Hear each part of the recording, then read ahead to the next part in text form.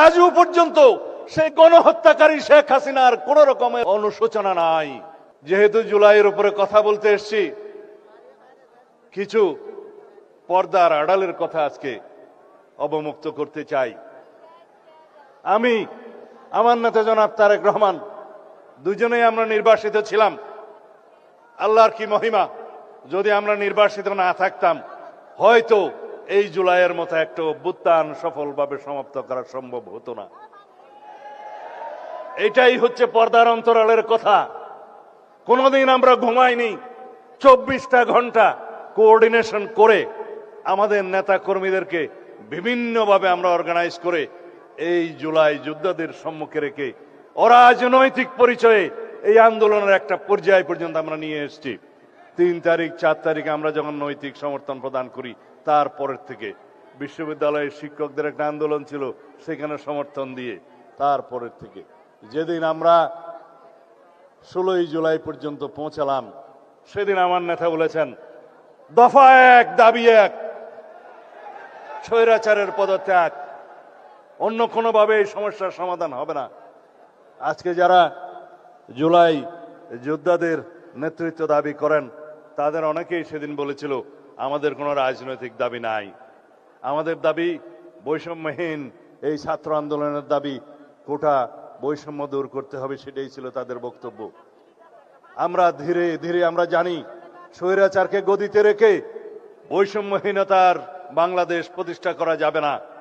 তাদেরকে আমরা বোঝাতে সক্ষম হয়েছি, কিন্তু তাদের সেই সাহস ছিল না।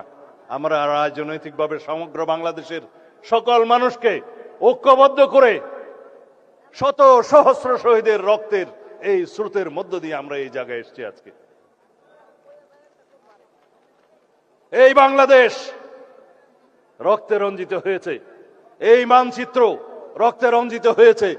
শহীদের রক্তের উপর দাঁড়িয়ে আমরা বিজয় অর্জন করেছি 5ই আগস্ট।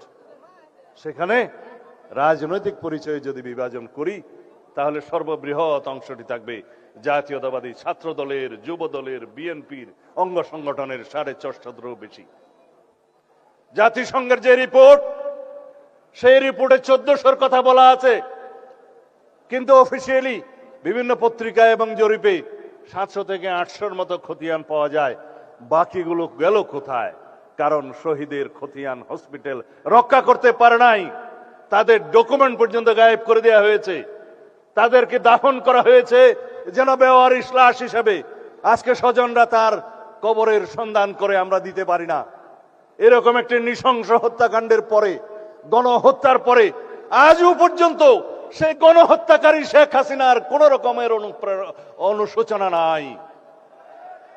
তারা জুলাই যোদ্ধাদেরকে অপরাধী হিসেবে তকমা দিচ্ছে। বাংলাদেশের এই গণ অভ্যুত্থানকে তারা বলছে একটা জঙ্গি তকমা দিচ্ছে। বাংলাদেশে নাকি জঙ্গিবাদের মধ্য দিয়ে তাদের রাষ্ট্র ক্ষমতা ছিনিয়ে নেওয়া হয়েছে। এর চাইতে লজ্জাস করার কিছু নেই। তাদের মধ্যে অনুশোচনাও নেই, তারা দুঃস্বীকারের সেই অবস্থাও তাদের নেই, সেই ইতিহাসেই তাদের নেই। তারা উল্টো বিদেশে বসে বাংলাদেশে এখন নাকি গণতান্ত্রিক সরকারের বিরুদ্ধে বিভিন্ন রকমের ষড়যন্ত্র করছে। আওয়ামী লীগের রাজনৈতিক পতন হয়েছে, আওয়ামী লীগের রাজনৈতিকভাবে নিপাত হয়েছে, নির্মূল হয়েছে, দাফন হয়ে গেছে দিল্লিতে। সেই আওয়ামী লীগ বাংলাদেশে আর কোনোদিন রাজনীতি করতে পারবে না। রাজনৈতিক দল হিসেবে আওয়ামী লীগের বিচার দাবি করেছি আমরা, আপনারা দাবি করেছেন, তদন্ত পরিচালিত হচ্ছে। ইনশাআল্লাহ খুব শিগগির রাজনৈতিক দল হিসেবে সেই রাজনৈতিক দলকে বিচারের কাঠগড়ায় নিয়ে যাওয়া হবে। সংবিধানের 47 আর্টিকেল অনুসারে আইন সংশোধন করা হয়েছে, সন্ত্রাস বিরোধী আইনে আছে, আইসিটি অ্যাক্টে আছে, রাজনৈতিক দলের সংগঠনের বিচার করা যাবে।